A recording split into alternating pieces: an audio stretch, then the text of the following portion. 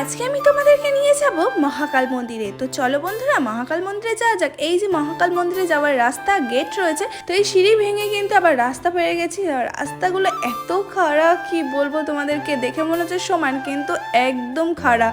নিচটা দেখো কেমন। তো যাই হোক, অবশেষে আমরা অনেকটা হাঁটাহাঁটি করে কিন্তু মহাকাল মন্দিরে চলে এসেছি। আমার একটু লেট হয়েছে কেননা মা হাঁটতে পারছিল না, তাই মাকে নিয়েই এসেছি। তা তোমাদের দাদা ভাই আগে চলে এসেছে। আর এইদিকে রয়েছে মহাকাল বাবা গুফা। তো ঘন্টা বাজিয়ে কিন্তু আমরা নিচে নেমে আসলাম। এটা আবার অনেকটাই নিচে, তো সিঁড়ি বেয়ে এখন নামতে হবে। তো যাই হোক, আমরা চলে এসেছি গুফার কাছে। আর গুফার বাইরে কিন্তু অনেক রকমের মূর্তি রয়েছে, যেমন গণেশ ঠাকুর, শিব ঠাকুর, লক্ষ্মী নারায়ণ, আরো অন্যান্য ফটোও রয়েছে। আর এদিকে হর পার্বতী রয়েছে, দুর্গা ঠাকুরও রয়েছে গুফার মধ্যে।